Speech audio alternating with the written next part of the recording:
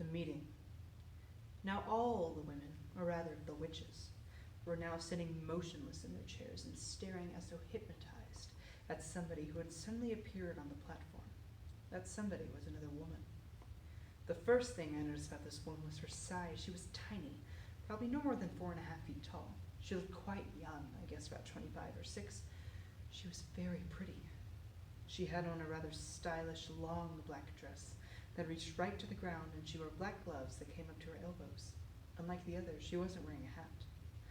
She didn't look to me like a witch at all, but she couldn't possibly not be one. Otherwise, what on earth was she doing up on that platform?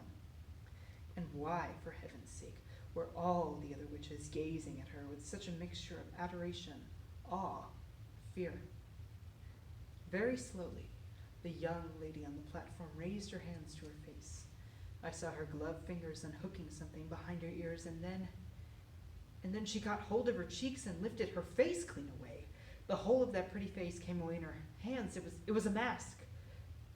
She took off her mask. She turned sideways and placed it carefully upon a small table nearby. And when she turned round again and faced us, I very nearly screamed out loud. When you're a child, what are you afraid of? Is it the dark? Is it broccoli? Witches? Are you afraid of witches? This is what the kid in this story gets a taste of. Bald, clawed, child-hating, Angelica Houstonized witches. Today I'll be reading Roald Dahl's The Witches. That face of hers was the most frightful and frightening thing I've ever seen. Just looking at it gave me the shakes all over. It was so crumpled and wizened, so shrunken and shriveled. It looked as though it had been pickled in vinegar. It was a fearsome and ghastly sight. There was something terribly wrong with it, something foul and putrid and decayed. It seemed quite literally to be rotting away at the edges. In the middle of the face, around the mouth and cheeks, I could see the skin all cankered and worm-eating, as though maggots were working away there. There are times when something is so frightful that you become mesmerized by it and you can't look away. It was like that now. I was transfixed, I was numbed, I was magnetized by the sheer horror of this woman's features.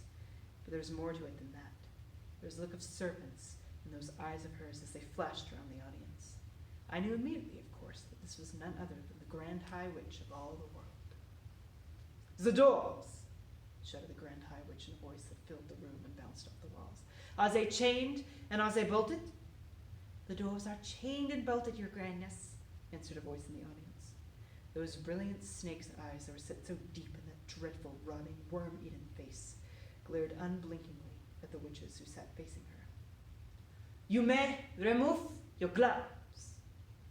Her voice, I noticed, had that same hard, metallic quality as the voice of the witch I had met under the concord tree, only it was far louder and much, much harsher. It rasped, it grated, it snarled, it scraped, it shrieked, and it growled.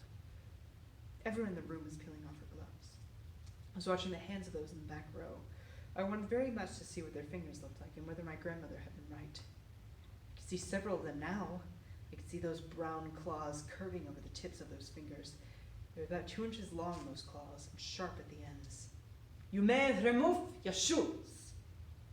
I heard a sigh of relief going up from all the witches in the room as they kicked off their narrow, high-heeled shoes. And then I got a glimpse into the chairs of several pairs of stockinged feet, square and completely toeless. Revolting they were, as the toes had been sliced away from the feet with a carving knife. "You may remove your wigs." The Grand High Witch had a very peculiar way of speaking. There was some sort of a foreign accent there, something harsh and guttural. She seemed to have trouble pronouncing the letter W. As well as that, she did something funny with the letter R.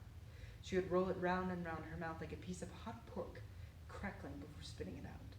"Remove your wigs and get some fresh air into your spotty scalps." Another sigh of relief arose from the audience as all the hands went up to the heads, and all the wigs, with the hats still on them, were lifted away.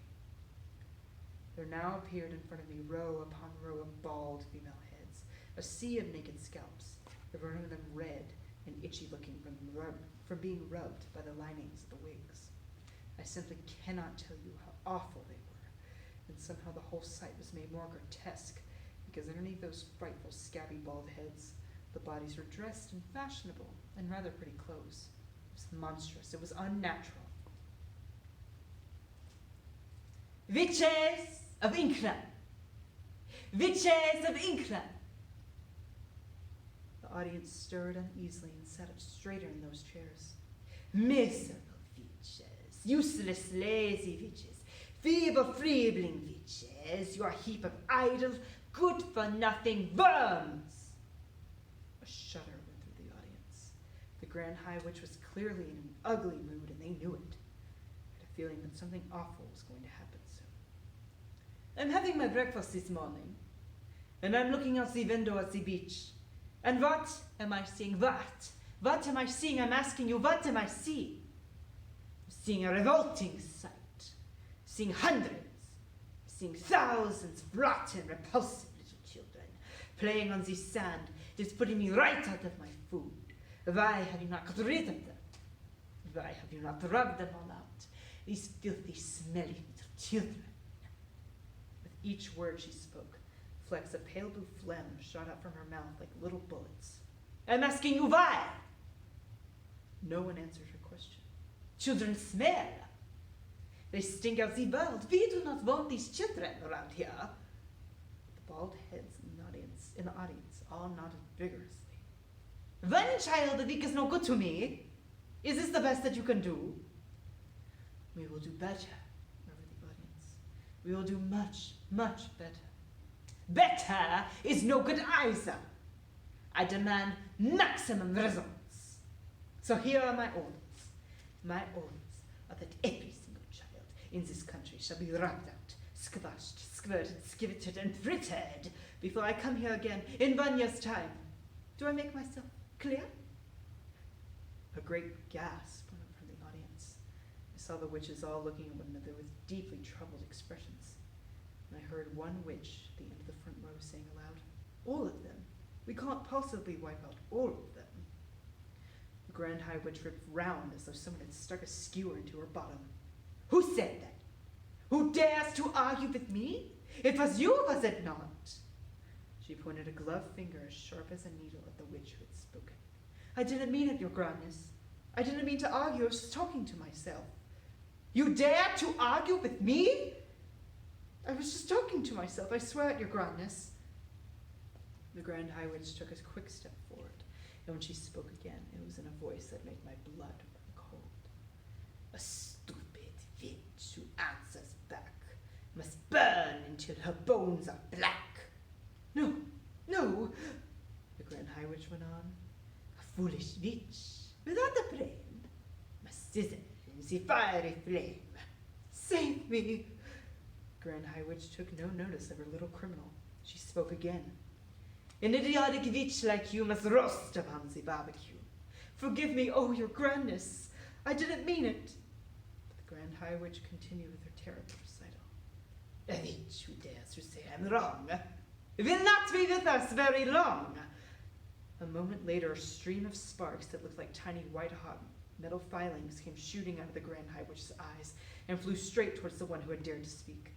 I saw the sparks striking against her and burrowing right into her, and she screamed a horrible howling scream, and a puff of smoke rose up all around her.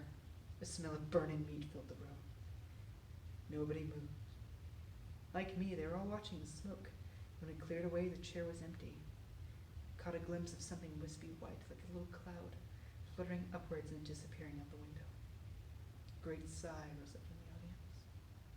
The Grand High Witch glared around the room. I hope nobody else is going to make me cross today, she remarked. There was a deathly silence. Fizzled like a fritter, cooked like a carrot. You will never see her again.